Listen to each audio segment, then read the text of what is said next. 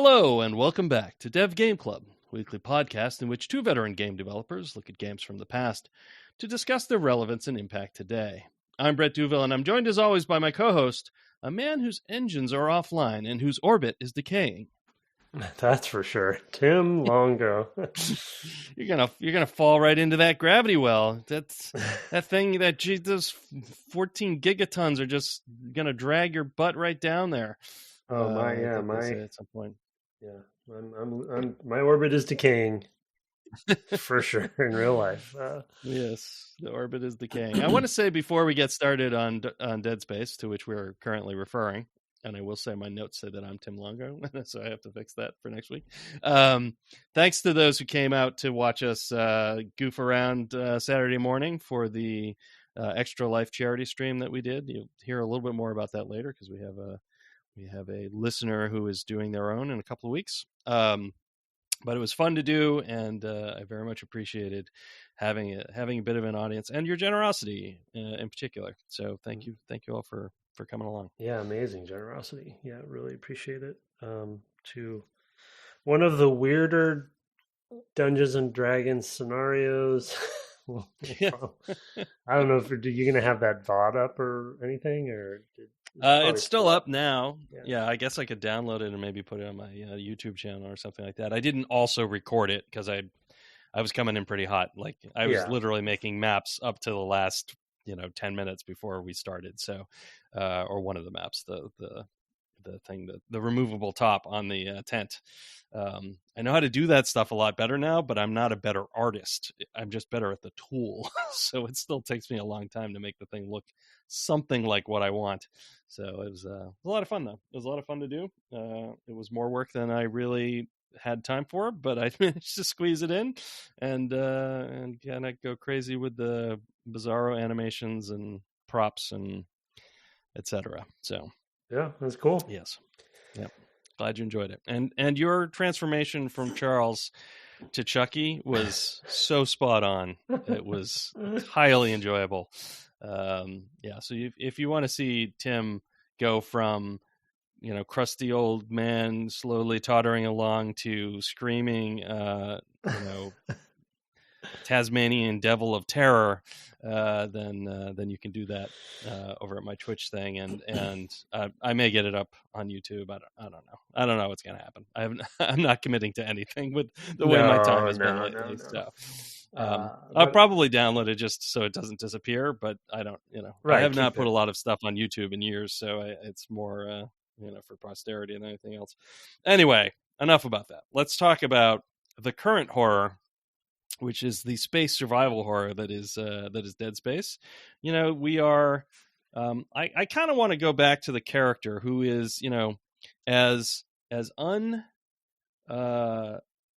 non-specific as he is as a person in terms of personality and all that, because as we talked about last week, he doesn't have a voice.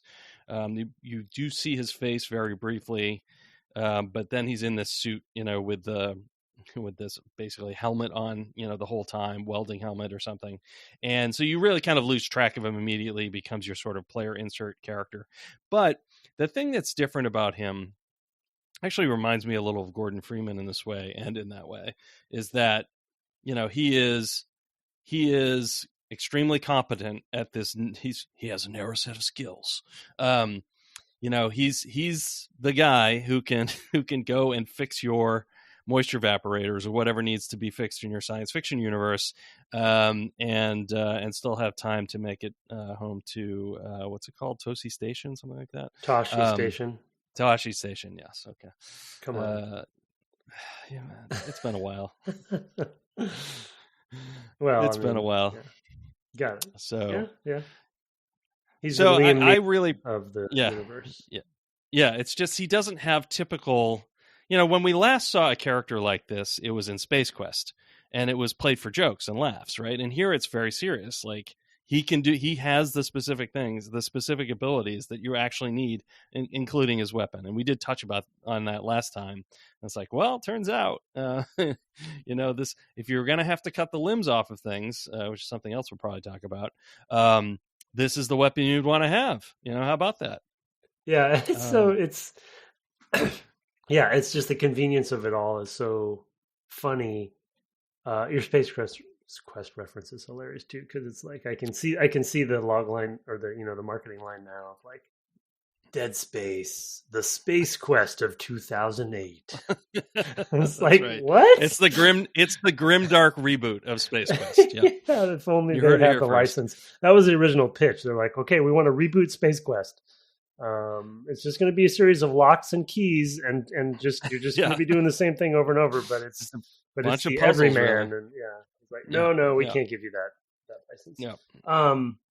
Yeah, but I mean, we also talked about last episode too that I think that, and I forgot to turn my heater off by the way, so I will do that in a second. But if it's coming over the background, but it's there's a though we know there's a kind of a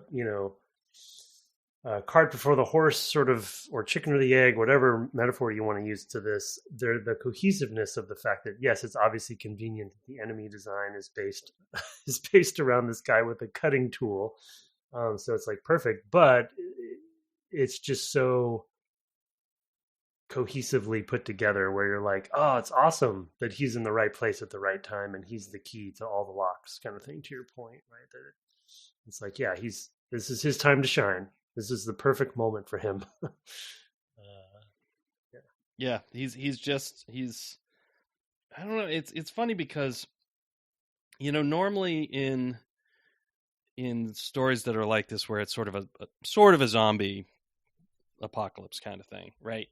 There isn't really one person. Like the zombie movies all end with everyone ending up dead, right? And usually it's because, well, none of them actually has any particular skills. And I guess, partly this is a military mission or something. It's not entirely clear to me anyway.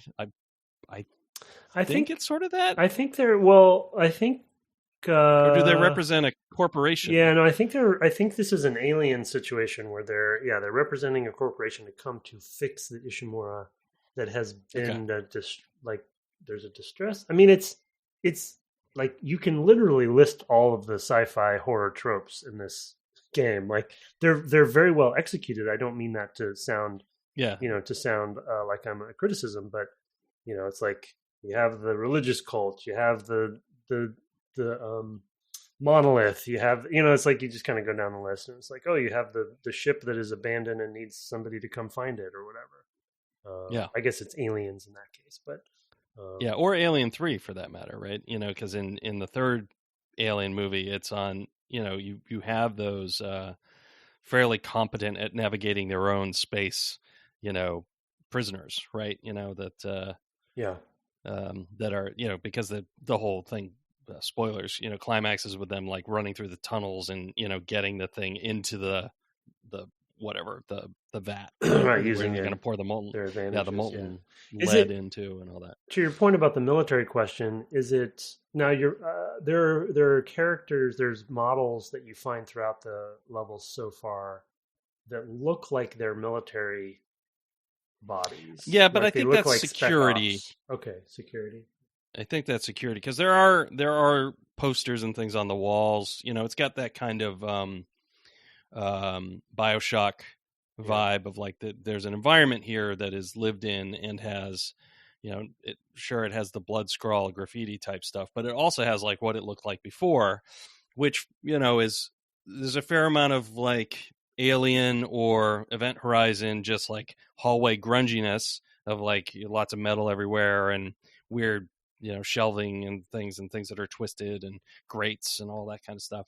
But then also it does have like posters in hallways and things like that are like this like propaganda. They're literally, I remember, they're semi like the security services work for you, or that sort of thing, or the clinic, hey, hurt yourself on the job, go to the clinic type thing.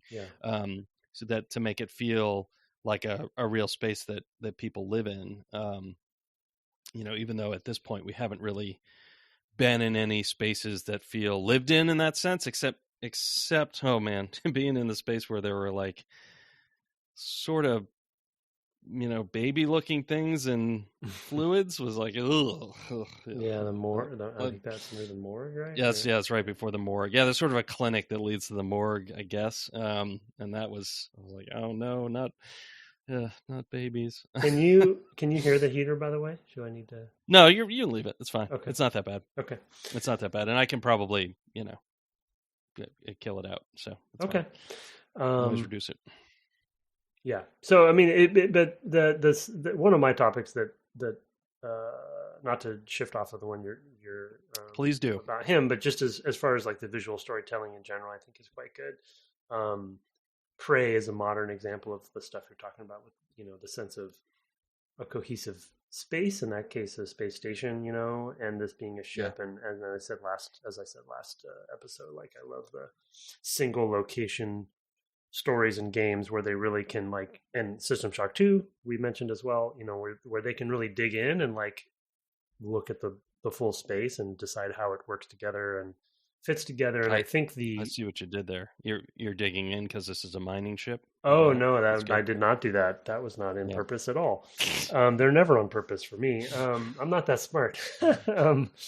But that's why I love the transit tubes as a transition between chapters, because they have that great map, right, of the ship.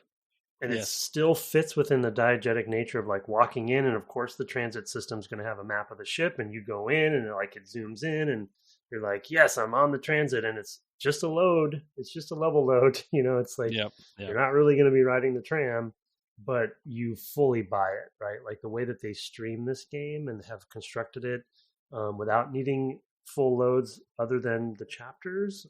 Obviously some of the elevators are a bit long. Yeah, it take a little while. but which is funny considering you're on a very fast modern machine. They're a little too long. I don't know. It's weird too because I'm playing on PC and it's like these should not be this. This should be super exactly fast. Yeah. So something. I mean, I have it happen when I'm playing on the PS3, and I'm like, well, yeah, that's right. I remember this. I think I played on the 360 the first time, but I'm I'm having those moments and like, oh yeah, of course they're loading the next section right now and unloading what's behind me. Yeah. But sometimes I go through and I'm like, oh man, I wanted to charge my stasis module right before. You got to turn around and go through it all again. So, yeah. Well, there's one elevator that I think goes to. I think it leads to the contamination sequence. Oh, decontamination chamber. Yeah. They're that elevator, and I went up and down it a few times, and they've scripted the music and the audio to be the same every time, so I've heard it a few times. And it is a pretty long load, but I think it's master class as far as like, okay, we all know the joke about elevators and level loads in video games, Mass Effect being sort of like, I think the infamous one, but in this case it's like they ramp up the music, the strings are going, it's like the scariest level load I've ever been in, and nothing happens. It's just you're just going, you hear and the audio design of the ticking. You see that little light on the side of the wall there. Tick, tick, tick, tick, tick, which is very Alien as well. Tick, tick, tick, tick, tick. And then it just keeps going. And by the way, that also is a diegetic UI element. Like there's a little, I don't know if you noticed it. I'm super nerding out right now, but I noticed it. There's a little polygon that goes down. Yeah, there's a little polygon with a tiny polygon with a light on it that is moving up and down on top. Yes.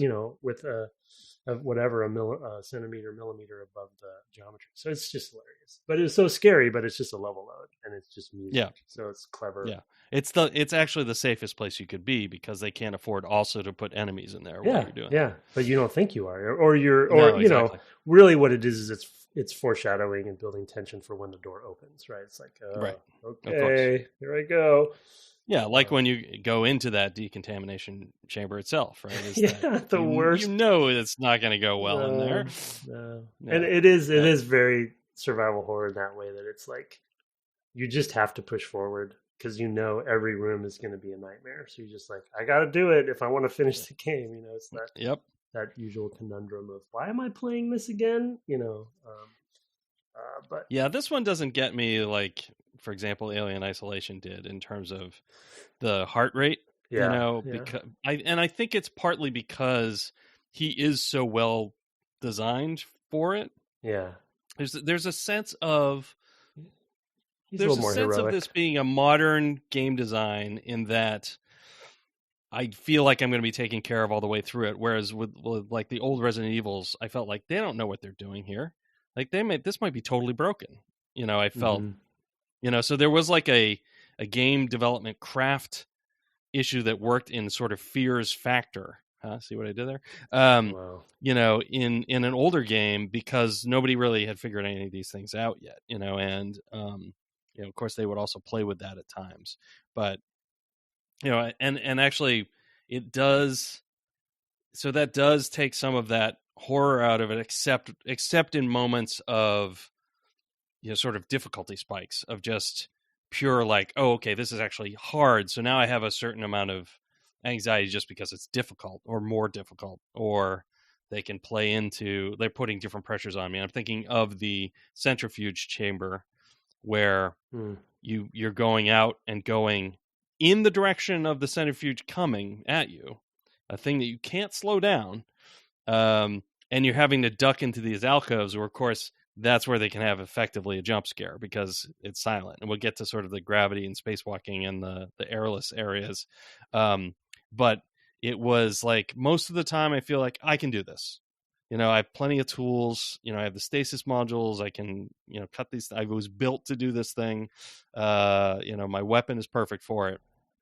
And most of the time I don't feel a lot of stress until I get into these situations where, and I think that actually works really well. I mean, it's kind of even keeled most of the time. And then you'll have these sort of set pieces that are slight spikes in difficulty, or just being unexpected in terms of how you have to navigate them.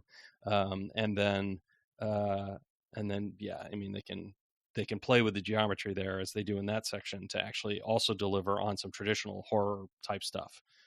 Pressure of the thing coming at you and the jump scares that happen as a result of walking into errors. So yeah, I think with the, I mean, luckily they do, at least on PC, they do have autosave points. Because I actually, they do on the console as well. Okay, because going into that, I got mowed over by it like 3 times. Yeah, like, same. Oh, right, you got to turn right. Yeah, same. And they didn't teach you, that I saw at least for my playthrough, they didn't teach you that the goop on the ground slows you down. And they definitely put that there in that direction. So if you go that way, you're gonna slow down. There's no way for you to, which does mechanically comes into other levels later, but they didn't do it. They didn't have I was surprised because they've done such a good job teaching you things up to this point that they didn't have the first time it came into play for me, the teachable moment was very punishing because it would require a level or another reload because I died, versus learning it in a softer way. And the loads are so long, I'm like, it's pretty punishing. So well, and the other thing that happens is as soon as you step out there, as you start walking, you get a phone call, and he slows down and I'm like, I don't have time to answer the phone. I'm trying to get over there. There's a thing coming, blah, blah, blah, blah, blah, blah. So you got that going too. But I think it is a good example of putting all the pieces together, though, because we've been in a spacewalk before that, right? We've been introduced to the oxygen. We've done a little bit of jumping on walls, right, in a simple puzzly way, in a different room. And so when you get to that one, it is a great example of like, I think it's, for me, it was one of the first big examples of all the components working together.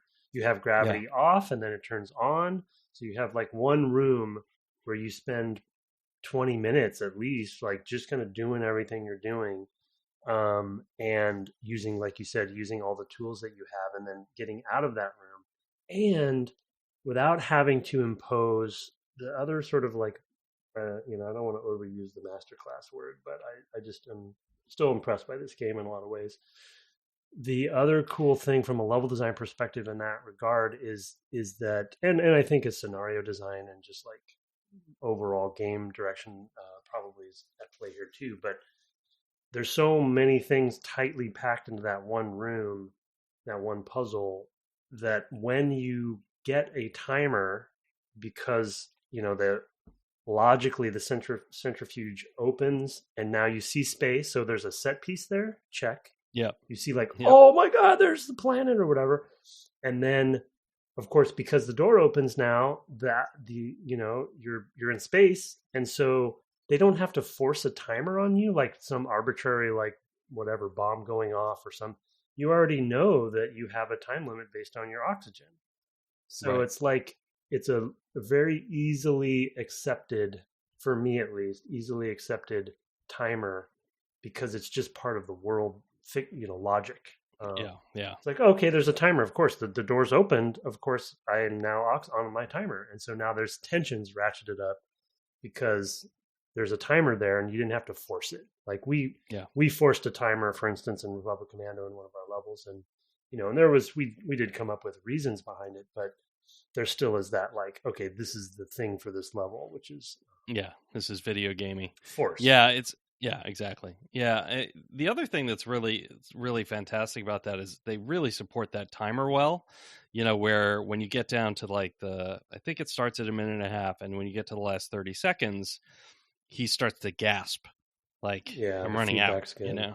The feedback is so excellent on that. It really is, that sort of high degree of polish of signaling everything you need to know. And sure, you can see it there on the back, but you might be very focused on the things that are going on in front of you because all the other audio fades away. Because in space, nobody can hear you scream.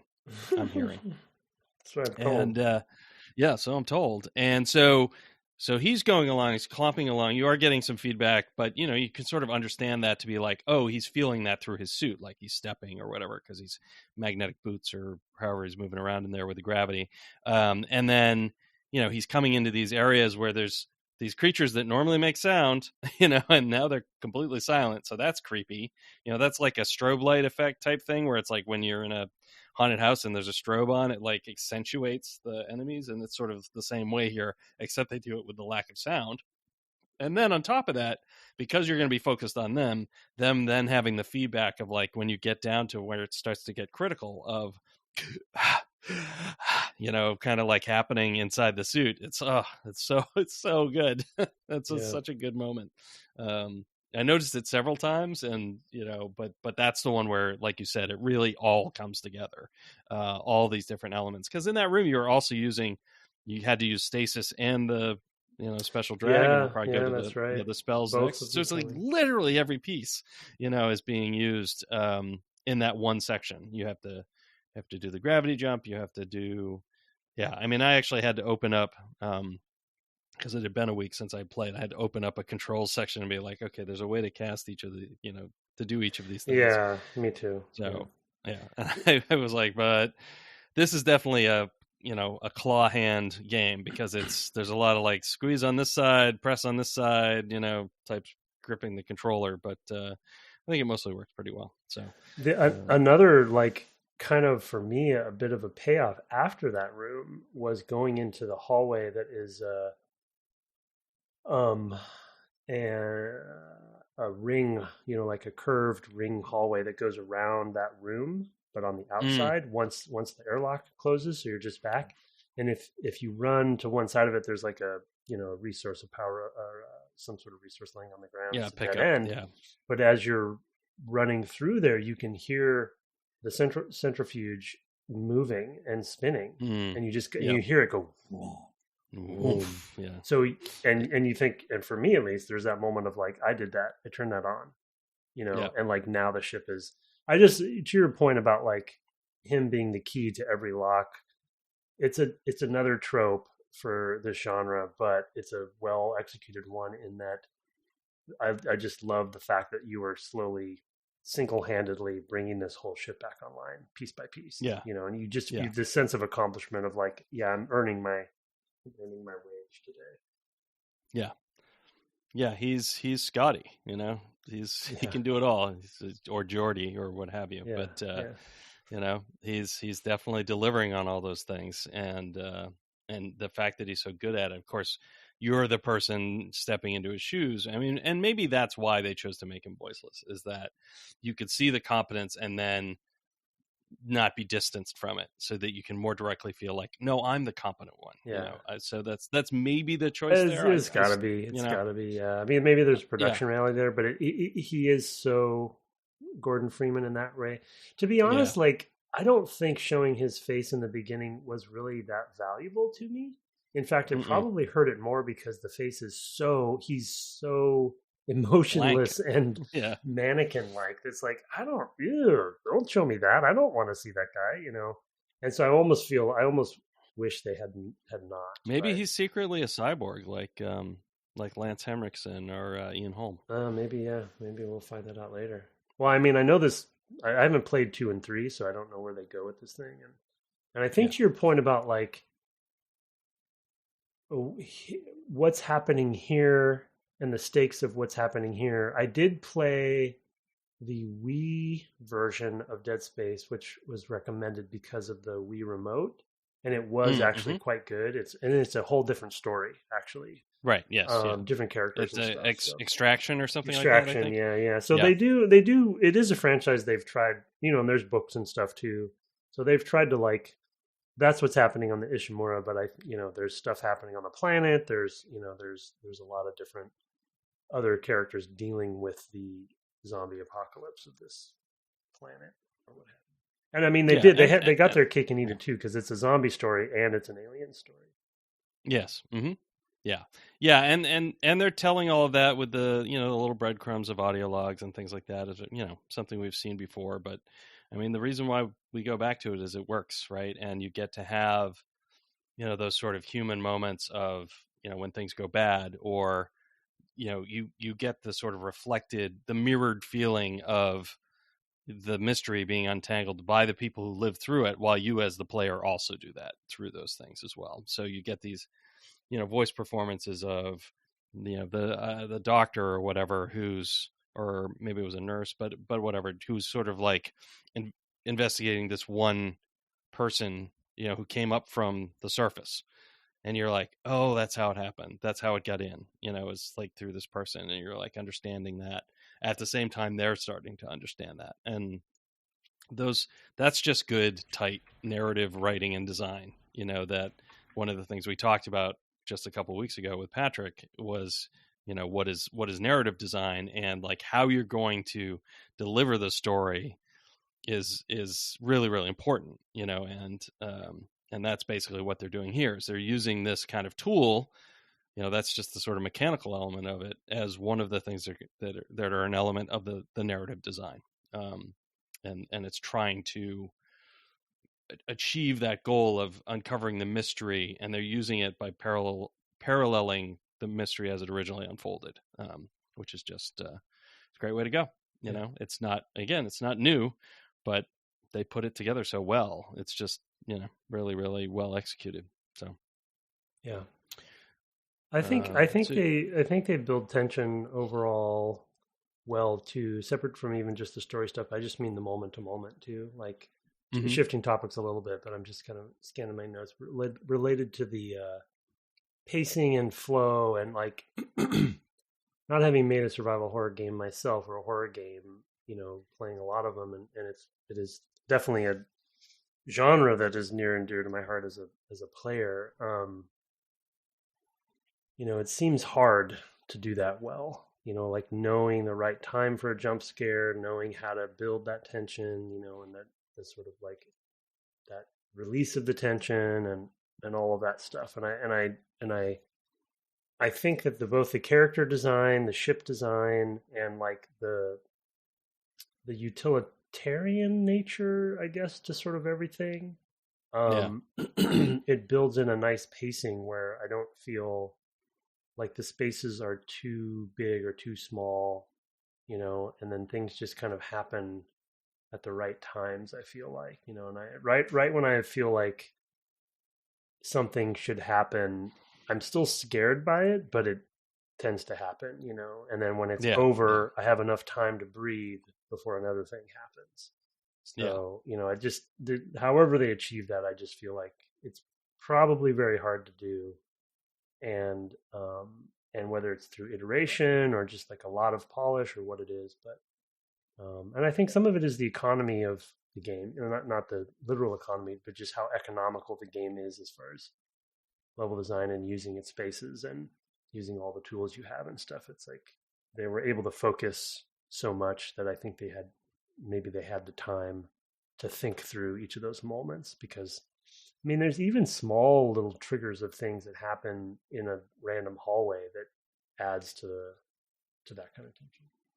Right. I mean, and hallways are great for survival horror because you know that the player's going to be looking in a particular direction, right? So, like, and there's I'm thinking in particular, I think it was in the morgue level, but where there's a big U bend, where you're walking down a hallway and it doubles back and you walk back the other way and you're hearing this banging noise, and so like that is building up the whole time. You're like, oh my God, what is that? And then you come around the corner and you can see all the way down to the other end, and there's a humanoid form banging their head against the wall, and you get closer and you get closer, and you're like, should I shoot it? And then it bangs its head hard enough to die, and you realize, oh no, that was a survivor, right?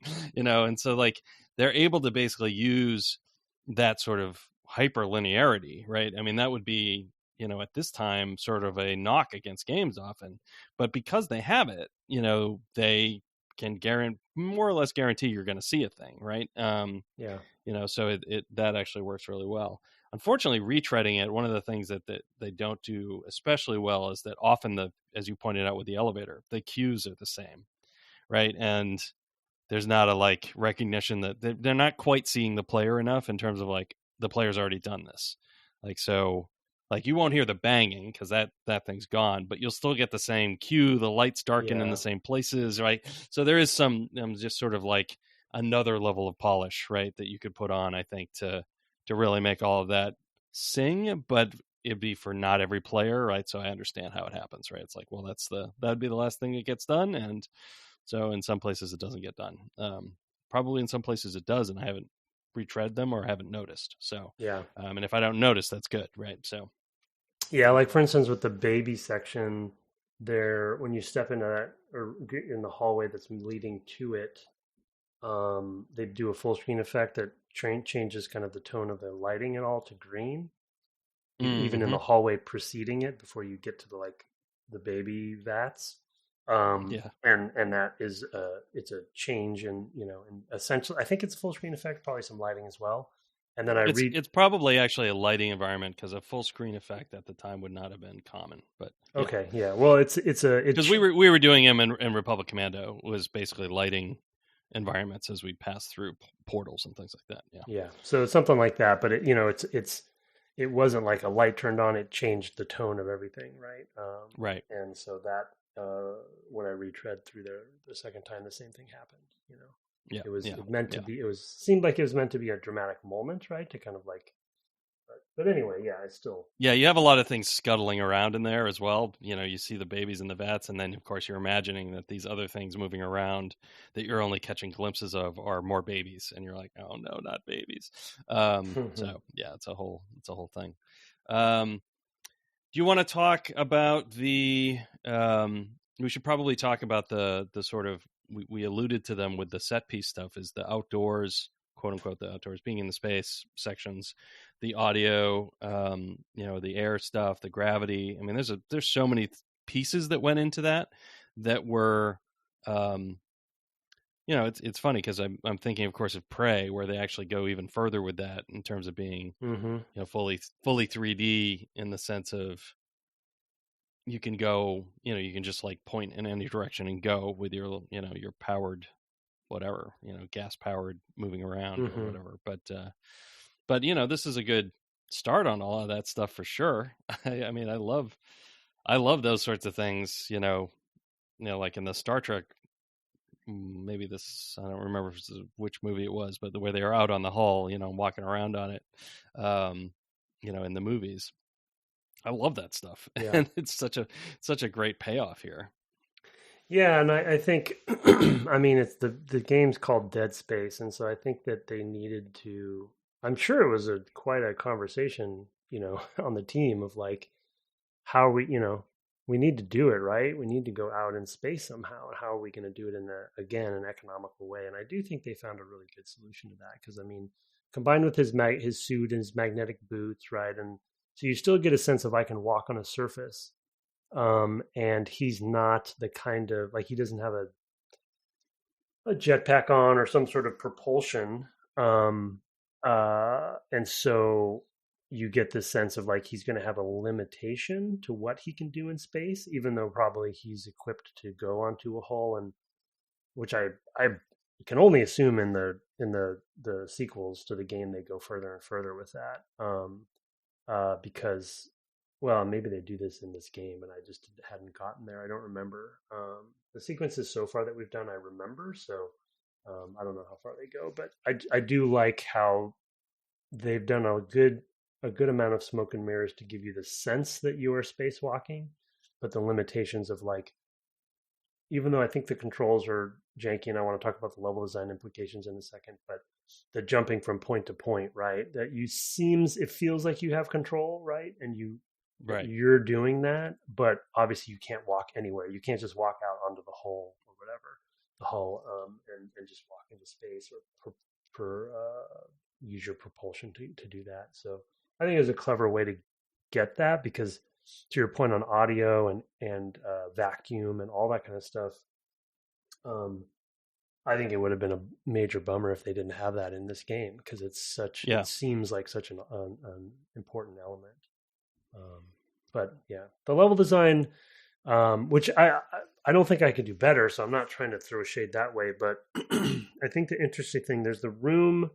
It might be the first room where you experience 0G, and you have to, like, where you have to get across to the other side. Yeah, it's basically a big room. Yeah, and so I think my only slight criticism is that the room.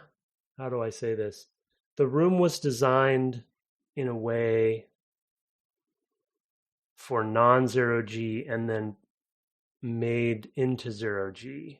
So even though that room is a big circle, essentially sphere-ish or cylinder, which makes sense. It's a cylinder, yeah. But like, part of the mechanic of that is you have to aim your thing and then see if you can hit the distance of it. But that room is very big, right? And so immediately the first thing people are going to want to do is go the whole way. Right? They're like, I can spacewalk. I'm just going to go across, but you can't. So they're teaching you that you can only go short distances, but it's a little bit of a deflating way to do it, in my opinion, because it's like, okay, I can't go as far as I want. I'm going to have to do this step-by-step thing, which, okay, good. It's teaching me. And then the second part of it for me is, like, to your point, we talked about in the pre-show, it's so disorienting that I think the rooms need to be rethought through to where you're going to jump to and what you see when the camera shifts to that. You know what I mean? Yeah. They just kind of built the room to look logical without 0G, and then, okay, just jump wherever you want. I was like, well, I think you have to think about where the camera's going to end up so the player doesn't totally lose track of where they are. Landmarking is hugely important, and when you use symmetry like that, right? That first room is literally symmetrical. The platform on the other side looks the same. Exactly, it's in exactly the same. Place, position, coloring. There's nothing different about it. And when I got up to the top and it, kind of whips the camera around, I was totally like, oh, I don't. Yeah, I went back to the same place multiple times. Yeah, I was totally lost, and that feels solvable, for sure. With design, among other things. Like, I mean, even just having a green light on one side and a red light on the other, like, then I would be able to look at my environment when I stepped in the room and go, "Oh, okay, I'm on the green side, trying to go to the red side," and I would know, right? Now, whether it's that or something else, Yeah, that's a good example. Arrows on the floor, and it could be anything. Just to be clear, like, okay, this arrow points into the room, this other arrow points out of the room. Like, just anything would help me. Like, because I know some art directors don't want to do, like, color-based stuff, and red and green in particular would be a poor choice. I am not an art director, but the point being, like, some signifiers, either asymmetry, so it's clear. I mean, I can remember saying this stuff, working on Skyrim, where I would come into a room which was not symmetrical and say, because there's combat in there, I step in a few paces, get into a fight, and then I turn and walk out the wrong way because the lighting doesn't draw me on, and like I can't distinguish one side from the other because I've just started because early in the game, I haven't played that much, whatever. I haven't learned to read the game. I need a little bit more here. And that was definitely in that one area was probably the worst for that. But it also happened to me, in the room with the centrifuge, because you need to jump basically to get more stasis energy.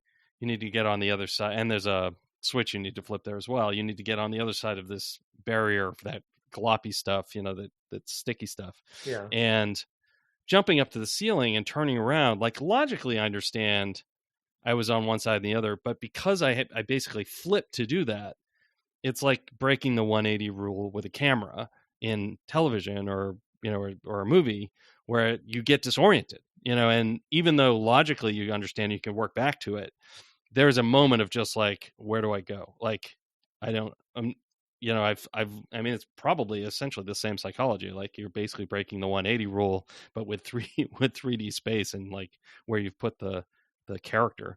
I had a total moment. I mean, I didn't do it wrong or anything like that, but it was definitely a moment where I got up there and I was like, huh, and I had this moment of kind of useless friction. Like, it didn't, I don't know. Yeah. Yeah.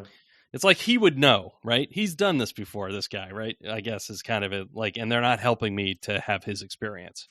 No, I mean, the if you were really him, you wouldn't have a camera relativity problem. It's just Right. so you can kind of track it better. But I don't know. They probably solve it differently. It's most likely a combination of things. I think there, as a positive example, there's a section where you do a short spacewalk more kind of through a broken hallway, and there's like plates, and it's like very clear where you can jump to, Right. and that one, I think it was one of the early like teachable moments for it, and that I had less difficulty with because I could see each step and like move through it, and the camera was sort of like behaving. Right. It breaks Right. their Yeah, I remember. There's like a platform kind of drifting. yeah. That's broken apart from stuff. Yes, Yeah, I remember it well. Yeah. It breaks it would break their camera rules, which they clearly are sticking to quite heavily for this game because they want that close in claustrophobic feel to the FOV and the camera, distance. But they could have solved it also by having a camera, detached from him for a moment or something like that, more God of War style, to give you a sense of relativity better. But that's like a whole new game and camera so I understand why they didn't do that. But I mean, there's lots of things you could do. It's I still applaud them for doing it and taking the plunge, and I think it was the right thing to do. I just think they're just trying to figure out the right way to do it still, and haven't quite figured it out. Yeah, I mean, it's hard. It's hard because you are basically turning what is, generally speaking, a 2D experience, right? It's rendered in 3D, but like most of the time, the topology is I'm walking on these paths, right, and they connect in 2 dimensions, right? I mean, it's just flats. It's it's like you could draw it as a 2D map. Is the point, right? And then there are these other places where it's no longer a 2D map, and it is the topology changes, and it's like not because you have to do these jumps. It's those are like holes in topology. You can't just like take a thing with no holes and make it into a thing with 1 holes without breaking something. So it's the same problem, and our brains have the same problem with it. is the thing, I guess I would say. But yeah, I totally get it. I mean, they should have done it, and I'm glad they did. And I actually think that section you describe is also really good because they have spots where enemies emerge, right? And so you have that kind of pressure to deal with that, and you're not thinking. You basically have time to reset what you want to do because now you're dealing with the enemies, and then you come back and you are expecting to see the area in a different way because you've been focused on these enemies. So you come back and you kind of like are already like, okay, what was I doing?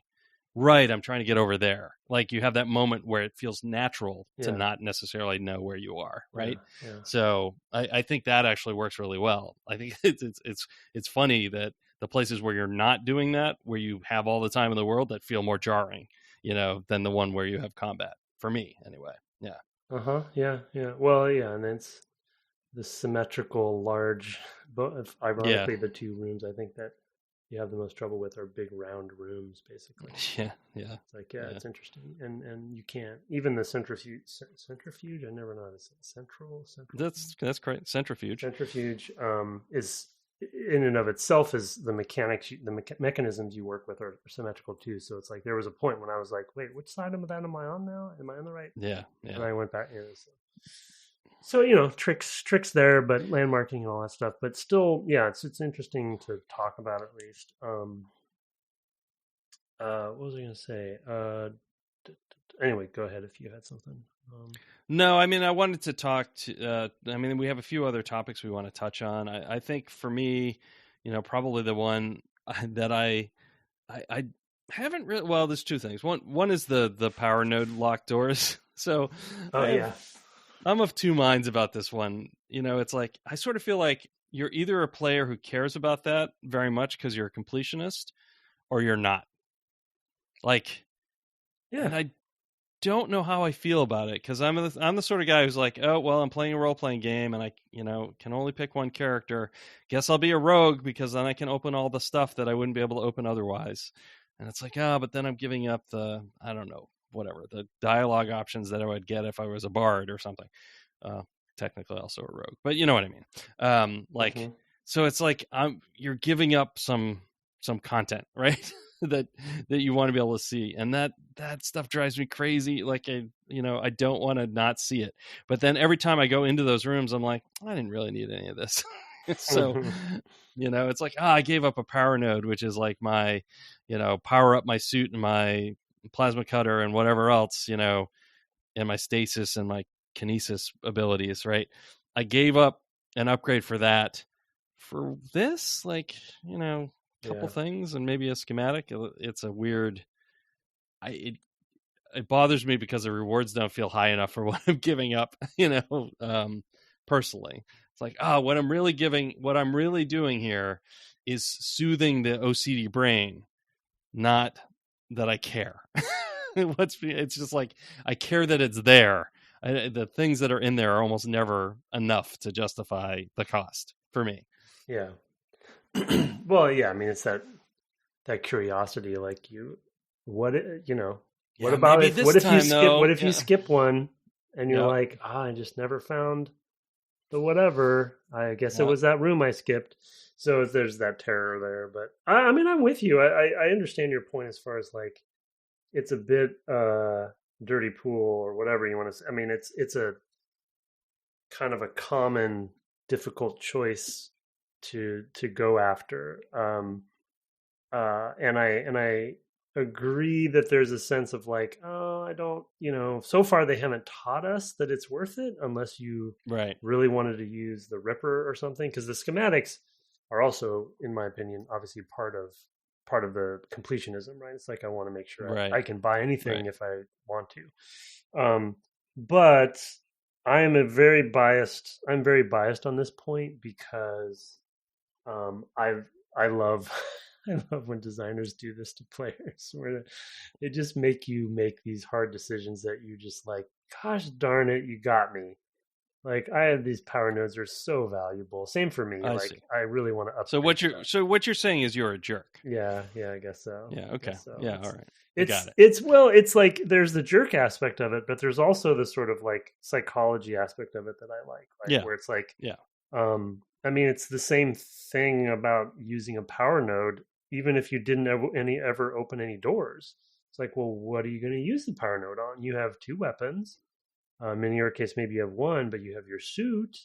So it's like, I just love, I guess there is the jerk element that I snicker at a little bit, and I don't mean to sound like a jerk designer, but I just always have really loved the concept of a very valuable thing like that the player can do multiple things with, and they have to decide what to do with it. I love those sorts of systems. So, but yeah, I'm completely ruined and biased on this whole topic. Will never be the same. For game design has changed me. I think for me, I think actually it's for me that this game already has so many other things in it that this is like, it's a friction point that just feels like unnecessary, forced. right? It's like, oh, this guy can get it at everything. It's sort of like in BioShock, although there's probably some element like this in BioShock, but like you can unlock the doors and you by hacking, and there's a mini game or whatever, you can get better at the mini game. So there's a player skill aspect. There are also abilities that you can get, or whatever, plasmids and whatever the other gene tonics. Like so there are things you can do to like make it easier to do it or whatever, but there's fundamentally a skill thing. This doesn't have that.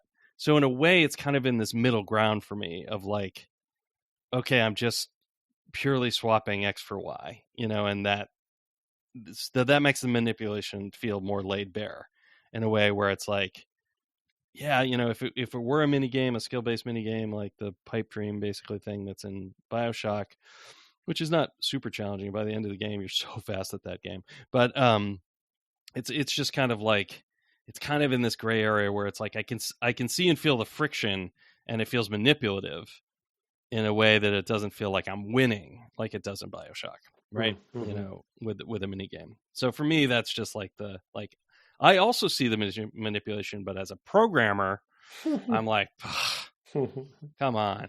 Yeah. So yeah, as a non-jerk, I guess is my point. Oh yeah. Yeah. No, I get it. Yeah, it's yeah. Whether it was my macro point isn't even as much about their implementation of this in this case. It's more of just the concept of, like I said, highly valuable things that player has to have hard decisions about. All right, the final thing to talk about then, I think, with our last few minutes here is the highly valuable Jedi mind tricks. I mean, spells. I'm sorry, stasis and kinesis abilities that your suit ? Allows you. Yeah. This is, I get it. I think it rounds out the fantasy, and like, I have no real problems with it. I think it's totally fine. But it also, there was a point where it's like, this is just a spell. Yeah. Picking up. I mean, it was fine with the thing that was like floating, that you had to make a bridge. I'm like, so I like, it's very well motivated. It's like, well, we need some keys that aren't keys, even though most of these are really just keys. But there's also like, okay, cool, you can kind of move this thing back and forth, and like there's also more sort of the empowerment of what this guy can do, and his abilities and all of that. But then when you're just like picking up a battery off the ground and shoving it into a slot on the wall, I'm kind of like, it's like, that's like, I can imagine the other things, like it's a mag lift, and like you're just kind of like interacting with this thing on the side of it to kind of push it along that mag lift. Okay, I can sort of squint and see that as a science fiction-y thing.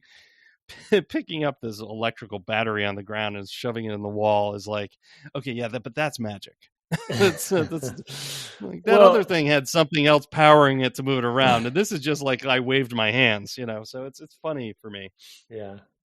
Well, there's the side of it where putting that thing in the wall is magic, but then there's also the side of it where it's like, why didn't I just pick it up and put it in the wall? Like, exactly. Like, I've got this suit that I could just power or something. Yeah, I don't know. Yeah, it's like it's a exoskeleton anyway, so, or whatever, right? Yeah. So I mean, it's powers, right? It's like they just wanted some powers. I think I enjoy it most when it is those macro puzzles, like the big things you're moving. Like the centrifuge is probably the greatest example because you're using both of them. But but other than that, I don't know. Do they expect you to use it in like? I assume you can use it in I use the stasis in combat all the time. Okay, yeah, it's a little cumbersome. I slow the enemies down because it makes it so much easier to cut their limbs off. Yeah, I don't use it. Which is not a thing I expected ever to say in my life, but I just said that. I probably should use it more. I don't use it that much in combat, and I think, I tend to use it. I tend to use it a lot in combat if I know where there's a stasis like recharge. So in these early few chapters where those have been more frequent, I lean on it. I'm like, oh sure, and I'm like, I know that's probably going to be, I'm going to level up my cutter first, and then I'm probably going to level up my stasis so that I can get more bang for my buck out of the stasis module with the power nodes. So that is my sort of strategy for playing, because my precision with that cutter, that will probably also, first of all, improve. And I know that the cutter, I feel like that might be the second game, but I felt like there was a aspect in which the cutter itself is improved. Like you get I think that's a big deal in the second game where you. Okay, yeah, maybe that's it. Like yeah, customize. Where you get like more beams and okay, so maybe I'm blending it with the second game. But even so, like it's like, okay, I'm gonna get better with it. Period. Like I'm gonna get better at just like switching the beam direction and like doing the other thing. Picking the right places. But I'm basically training on that right now by slowing them down and being like, okay, I need to cut here to get these things. I need to make these cuts as like a remote butcher. I need to exactly cut here along this joint and exactly along that joint, and that will take this thing out. And having them slowed down really helps with that. Yep, that's right. I've got a very long electric knife. Yeah, I'm a butcher, but I like to do it chopping in block. I'm a remote worker butcher is what I'm saying here. Yeah, but I do really like that. I mean, I presume you could also maybe do something with kinesis, like knock them back. But I've not tried that. I hope you can actually. I'll have to experiment with that because it would. I would really enjoy if that were part of the combat loop as a potential approach as crowd control, basically. Is because I use the stasis effectively as crowd control because it's like, okay, let me stasis this one's coming from this direction and turn, and because that one's not going to get to me for 15 seconds while it just sits there and slowly moves at me, so I can turn this way and like focus all my fire on something that's coming from the other side. So it really works well for that, and I'm not sure that the kinesis adds in any significant way that's better, so I could see where it wouldn't. But it might be fun to like take one of those babies with kinesis and throw it across the room. Wow, I mean, sick. Yeah, sick. They're not real babies anymore. Like let's I do want to talk about my limb enemy design thing next time though, so don't let me forget. Yeah. No, I won't, because I have a really big design element giving them too much credit point to make that I bet is accidental, but if it's not I give them major kudos. I don't know if we'll ever get to know. And then next time I definitely want to talk about the pulse rifle. I think it's called the pulse rifle. Yep. Yes, it is. I have that here. Nerdy limb cutting versus pulse rifle. Got it. Yeah. Well, there's two separate things. That's a look forward. Yeah. No. I know. But the pulse rifle as a preview for next time, which I guess I'll know by next time, because I've really upgraded that thing. I'm almost full damage upgrade on that thing. Nice. I've spent a lot of nodes on it. I have a feeling I might have broken the game a little bit with it, because I'll describe later. So that's a preview for next time. I'm actually guessing. I think that is probably possible. So, I actually also am guessing that it's intentional, and I have a theory about that too that we may or may not ever get to confirm with somebody. But I have a theory about what the pulse rifle is in the game for. Okay. And why the way that I'm upgrading it and playing with it is sort of more game breaking. But anyway, who knows if I'm right on that? But I'm enjoying it. Good. Cool. Oh, and then audio design. One really quick one I want to mention on audio design. When an audio or when a video message comes in. Like I think the game, there's just the cohesiveness in this game is just brilliant with audio design specifically, and this is both with environmental moments like a door closing and smashing or creaking or whatever. Like oftentimes the sounds sound very similar to monsters. Like the ship sounds like a monster, but when the freaking somebody calls you on the radio, the staticky immediate sound for the video feed coming up that pops on screen when it sounds like a creature yelling at you, Right. It's like, yeah. So it's like you're running down a thing and it's like, even when the video turns on, it scares the crap out of you. So it's like, they thought about every facet on how to make you, scared throughout the whole game. Even the video feed, I think that's a particular strength of Alien Isolation, right? Where all the little things that open automatically when you pass by them sound like the aliens coming for you. And it's just because of this clicks and, you know, whatever, like literally every time. And I'd be like, okay, this is a door. Oh my God. You know, and then like it would go and I just like, you know, and panic. So, yeah, I totally get it. And agree, but yeah, it's, we should talk more about the audio design for sure. Because we'll hit it. Kind of touched on it lightly, but, with different aspects, but yeah, I think the audio design and audio's, you know, a very important part of horror as well. So, oh man, yeah, it's because it cuts through. Critical of this game, critical. All right, in that case, I think we will turn. We don't have any new reviews, but we did have one email, and I sort of alluded to it earlier. This is from a longtime listener and multiple time writer Artemage, an occasional needler, I guess. He says, more drunk souls. Hello, devs and audience. I am back for more liver damage for charity. For those of you who may not remember or may be new, I raise money for my local children's hospital, McMaster Children's Hospital, through the Extra Life charity program. And to encourage donations, I'm willing to do some incredibly stupid things. Hence, we have the long-awaited sequel, the culmination of the rules testing we did at the end of May, Drunk Souls 2, The Race Against Cirrhosis. He says, I, Artemage, have played the original Dark Souls a bit. My compatriot has played no Dark Souls at all, and he has been press-ganged into doing this with me because of his questioning my integrity due to the changes I had to make during the original Drunk Souls literally last minute.